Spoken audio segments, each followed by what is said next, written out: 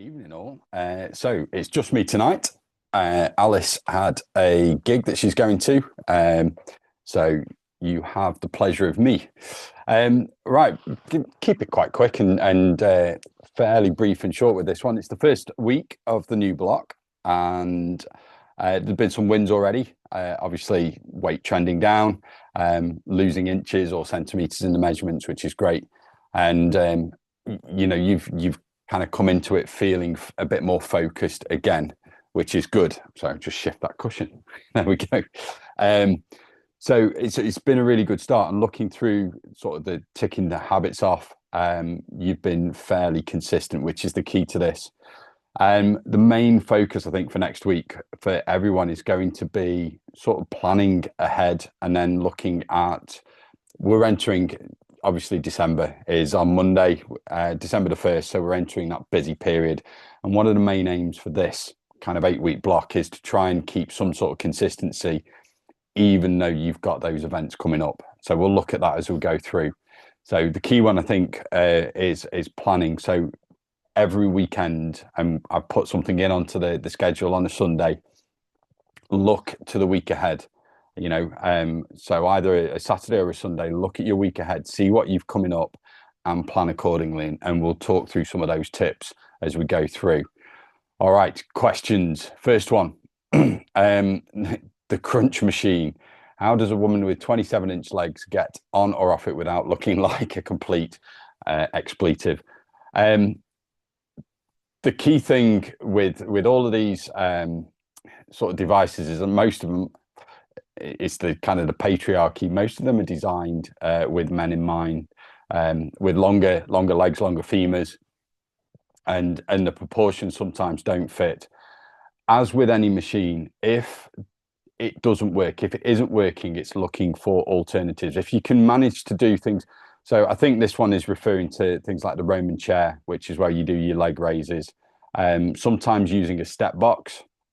Putting a step box underneath so that you can use that to step up, or a couple of step boxes so that you can use that to step up into the machine. That sometimes helps.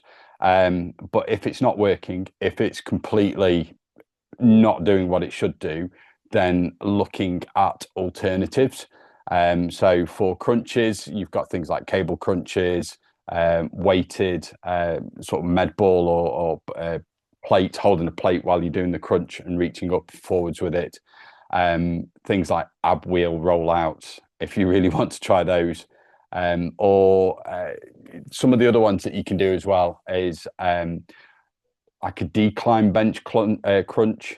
So some gyms have a decline bench that angles downwards and it's got some supports that you can tuck your feet under, and you can just focus on doing those. But if a machine isn't, if it's the dimensions don't work with you, look at other alternatives. Or if it is the Roman chair, having a couple of step boxes underneath that you can use to step up into them. I know sometimes these machines, it's difficult to get them to work, so it's kind of looking for workarounds with that. But yeah, ultimately, if a machine or any exercise isn't working, there are always alternatives. So for things like leg raises, you can do just lying leg raises, so lying on the floor, reverse crunches. You could do weighted normal crunches with a plate or a ball or a dumbbell, holding that in front of you as you reach up and adding that weight there. Next question is top comfort foods that aren't too high in calories. It really depends on what your comfort foods are. So it kind of depends on what you're looking for with this one. If it's things like chocolate or crisps, if it's sweet things, then one of the things I look at doing is food pairing. And we've mentioned this before. So if it's chocolate that you want, it's pairing it with something that's high in protein or high in fiber. One of my go-tos is a yogurt bowl, so Greek yogurt, adding some sort of frozen fruit, which I blast in the microwave to warm through, mixing that through, and then grating chocolate over the top. So you're getting that sweetness that we're craving alongside something that is going to fill you and give you some more nutrients. If it's things like crisps, then looking for lower calorie options. You've got the baked crisps, and then pairing that with a low calorie dip. And you can make dips out of all sorts of things. You can make dips out of blended cottage cheese. You can add some sort of flavorings to it. One of my favorites is things like a whipped cottage cheese, adding a little bit of garlic powder and onion powder to it, and a little bit of parsley or dill, and it makes like a ranch style dressing that you can dip those things into. But if it's meals, then you've got all sorts of different meal options. Obviously, things like slow cooker stews. If you're looking at, for me, comfort food is something like a shepherd's pie. And then you can do things like using lean mince, adding lots of veg in there, and then for the topping, sometimes I'll do like a mix of mashed cauliflower. So you boil the cauliflower as you cook it normally, and then when you're mashing the potato, add the cauliflower in there, and it adds volume for not so many calories. Obviously, you've got like your bologneses or chili bases, and Alice and I have mentioned that before. If you batch cook a bolognese or a chili base, it can go with all sorts. It can go with rice, pasta, jacket potatoes. You can use it on top of like do some air fryer fries and do like a loaded fries on top of it as well. So there are lots and lots of different options there. If it's desserts, then I've got a chocolate lava cake in the recipe hub that is dead simple one. There are things like microwave cakes as well that you can do that will give you that kind of chocolate hit. Or something like just something as simple as the hot chocolate options drinks that will give you that kind of sweet fix. But really, it's kind of looking at what you've got to ask yourself first is, what is your comfort food? What are you looking for? And then looking for some of the lower calorie options or food pairings that I've sort of gone through there. So have a think about what it is that your comfort food is. Is it hot food? Is it hot meal? In which case you're looking at reducing the fat in that, so using your lean protein and then bulking it out with veg. Is it your sweet stuff? In which case like I say, there's a recipe for a chocolate lava cake. A really simple one that's about 200 calories and 20 grams of protein, or then pairing your foods with something that's high in protein or fiber. All right, the big one. How do you navigate the Christmas party season while trying to follow a plan? First thing is, we're going to talk about consistency over perfection. That's the key thing, and I think the biggest challenge around it is the mindset. And realizing that you don't have to be perfect to make progress.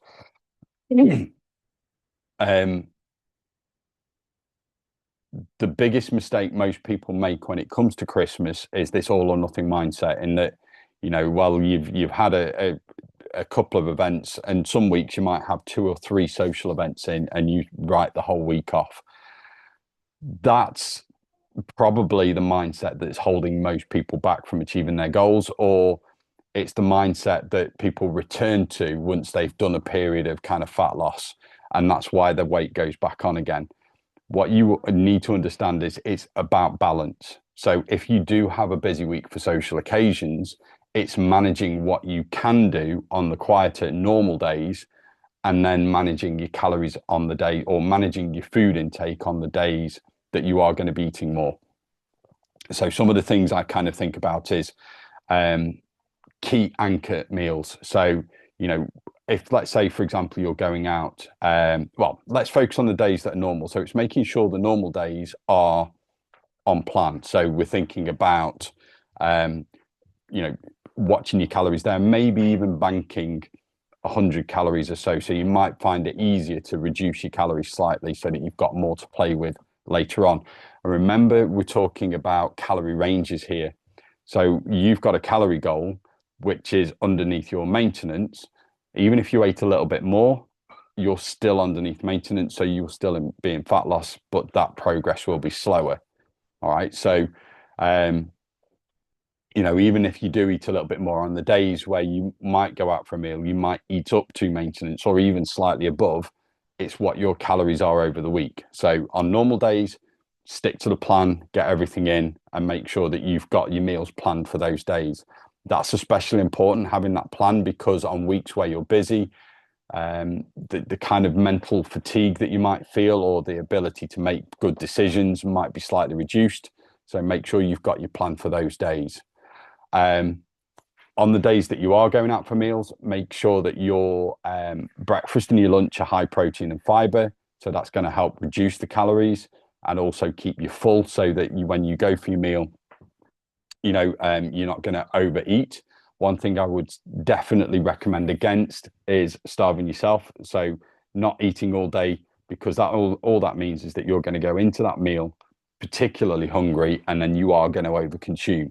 So make sure that you do have high protein, high fiber meals earlier on in the day, whether that's something like protein oats for breakfast, and then maybe having like a low carb lunch with say chicken and veg, or a salad or something like that. Maybe not salad because it's not that time of year, but it's making sure that you've got a good high fiber, high protein meal that might be slightly lower in calories, but will help keep you full.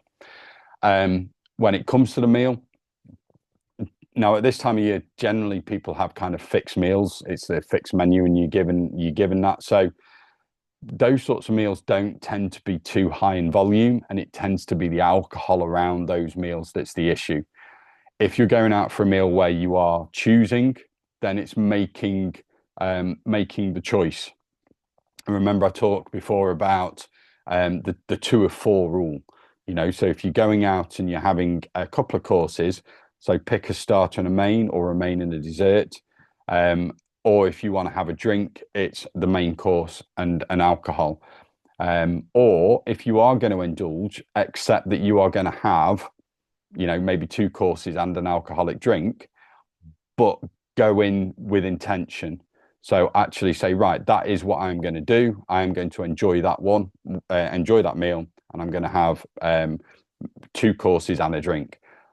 Have that intention, and also set yourself reasonable and sensible limits. So it might be you say, right, I'll have a couple of drinks, in which case, think about the options there. But I think the key thing with this is going in with intention. So have a plan while you go in. The problem is with not having a plan and just thinking that you're going to wing it, that's where overconsumption kicks in. And that's where you start to you think, oh, well, I'm in for a penny, in for a pound, and you go completely off plan. Stay hydrated, so make sure that you're drinking plenty of fluids, having water between drinks, maybe having a soft drink in between alcoholic drinks. But yeah, having a plan and intention beforehand. The other thing as well is don't punish yourself for it. So, if you want to do exercise afterwards, carry on with the normal plan, but you don't need to beast yourself. You don't need to do extra exercise to burn off calories. That's entering into that kind of earning your food mindset, which is something that we want to avoid. Okay, so if you do have a meal where you've overindulged, next day straight back to your normal plan. Maybe go for a good walk in the day, or get your workout in as you normally would, but don't overdo it, and don't think you've got to kind of punish yourself for it. The other thing as well is if you've got multiple meals across the week, it might be that you've got one of them particularly that you do want to go and enjoy. So it might be that you've got a work stew with all your friends that you want to enjoy, and the other 2 are just kind of smaller events. Then again, intention, having that right mindset around it. We've talked about calorie flexibility. So, quieter days, having slightly lighter meals, maybe banking a few calories, 100 calories max, 150 max. You don't want to go, again, if you over restrict, all that does is it means that when you get to the days where you are going out, then you are going to overconsume. So, you might save 100 calories over, let's say you've got 2 meals out. So those other 5 days, you save 100 calories. That gives you 500 extra calories for those 2 meals to stay within goal. or you can go, right, I'm going to eat up to maintenance and have a couple of 100 extra calories as well, just to enjoy. So you've got that flexibility. The other way of looking at it as well is accepting that it might be that maintenance is the goal over the next 4 weeks. Or you might say, right, I've got 2 weeks of Christmas where it's quiet. I can focus on really sticking to the goal and trying to lose a couple of pounds, and then maintaining body fat levels for the last 2 weeks. Also, accept that scale fluctuations are going to happen. If you go out for a bigger meal and you stand on the scales the next day and the weight's gone up, that's normal, because you've got more food in your stomach, in your digestive system. You've probably had more carby food, so your water retention is going to go up. If you're eating out, there'll be more salt in the food, so again, your water retention will go up. So accept that you will get scale fluctuations. Don't take a single reading as gospel. And that weight, if it does spike up, can take 2 or 3 days afterwards to come back down again. So again, it's having that awareness of what's going to happen is going to be key. And do avoid the mentality of, well, I've overindulged, sod it, I'll start again next week. The key here is, if you're going out, you get back into the routine the next day. And if you've got 2 or 3 days on the trot, so like over a whole weekend, again, it's having that intention. So lighter meals earlier on in the day that are going to fill you, so high protein, high fiber, and then enjoying yourself when you're going out with intention. But I'll go back to what I said right at the beginning. The key is having a plan, looking at the week ahead. Where are you going to get your workouts in? Where are you going to get your steps in? Stay hydrated, make sure you get your sleep in. And then the times where you are going out and you're having meals, accept that that's going to happen, and then get straight back into the routine the very next day. Okay. That's the key to this. That is the key to success over the Christmas period. Remember, I think one of the ways of looking at it is actually looking at across December, 31 days, 3 meals a day on average, you've got 93 meals. Okay. If you think about December, we've got Christmas Day, Boxing Day. Those days, we don't worry about that. So you've got 3 meals there, that's 6. You might go out for 3 or 4 social occasions. So a work event, one with family, one with friends. You might have a couple of friends occasions. So that's 6, that's 10 meals there. Maybe New Year's Eve, maybe a couple of other lunch celebrations. But let's say you've got 15 meals across the whole of the month of December. That's 15 out of 93 meals. It's around about 16, 17%. So you've still got 80 odd percent of the meals that you are in control of. And that's the mindset to have. And if you understand that, and you understand that the other 80% you are going to eat as you normally do, then over December, you can still work towards your goal. It might be slightly slower, but that's absolutely fine. The problem most people make is that when they start, those 15 meals then start slipping into the extra snacks. And that's the thing to be mindful of. Okay. So it's not just the meals, it's the other things. So when people are buying tubs of chocolate, ask yourself, do I really need to buy that big tub of chocolate? Do I really need to buy all of the little Christmas treats like the Stollen cake and stuff that's coming out in Aldi and Lidl in the centre aisle? Do I need to buy all of them? I'm not saying don't buy any, but you don't need to constantly, because if you buy all of these things in and they're in the house, then you've got that temptation there. And it's normal having those cravings and having the temptation and giving into that temptation. You're not a failure. It's a human thing to do. So let's think about, adding barriers to stopping you or helping you control. So, if you know that having all of those chocolates and the cakes and things in is going to mean that you're going to eat it, don't buy them in, or certainly don't buy lots of them in. If you know, you're going to struggle at work, let's say people are buying lots of chocolate in, then make sure that you've got alternatives that you can enjoy. So you could have, like, if at work you've got a tub of Quality Street, have one or two, but partner it with, again, we go back to the food pairing, partner it with stuff that could be high protein. So you might have a protein yogurt with your lunch, have a piece of chocolate with that protein yogurt. So you're having something filling and you're having chocolate. And there's one other technique as well that I've used successfully myself and also with other people. Be mindful around your food. Okay, so when you are eating and let's say somebody puts the chocolate tub, have a piece of chocolate, and rather than just wolf it down and not savor it, actually take your time over it. So take the chocolate, put it in your mouth, let it melt. Don't just gobble it down, actually savor it. Think about what you're eating, enjoy the flavors, the textures, the taste.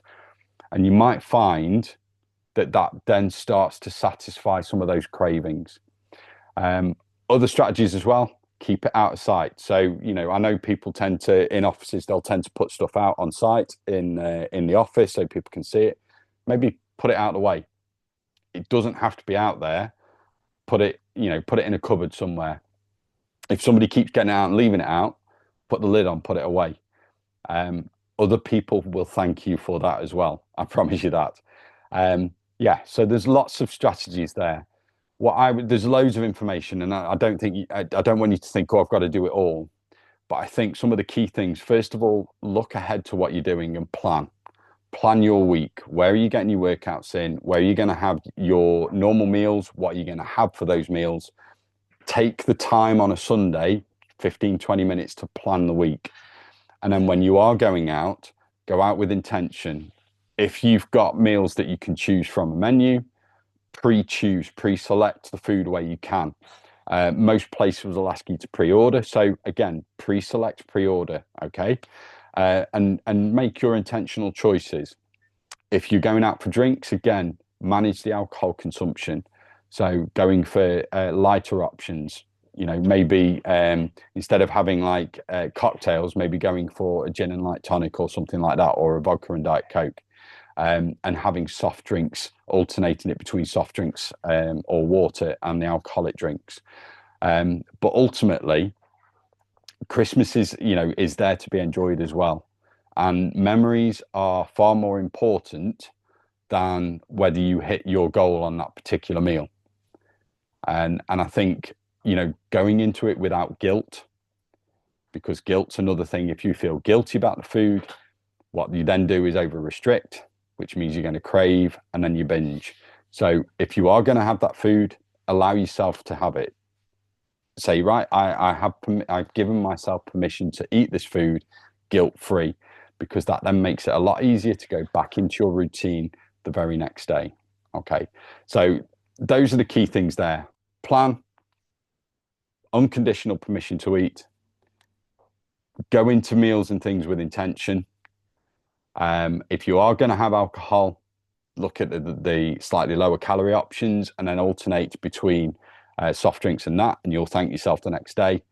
And then just, you know, understand that you might not make as much progress as you want to, but if you come out of Christmas, and I said the same about the summer holidays, if you come out of Christmas maintaining your weight, then that's success as well, and that sets you up well for January. All right. So this next week, I think the key thing is going to be making sure, again, that you've got the plan, looking at the week ahead. If you're starting with those social occasions, try and put some of those strategies into place. But reach out. Always you've got the messaging group on the app. Reach out, ask for ideas. And if you want around the comfort food, if you're wanting more ideas there, be specific about what it is you're looking for. So what is it that you want? Are you looking for sweet treats? Are you looking for meals? Are you looking for puddings? Are you looking for other options around the Christmas? How are you going to enjoy the Christmas treats? Put the question in the group and Alice and I will answer it. All right. Have a great weekend. Don't forget to get your planning in, and I will check in with you all on Monday. Bye for now.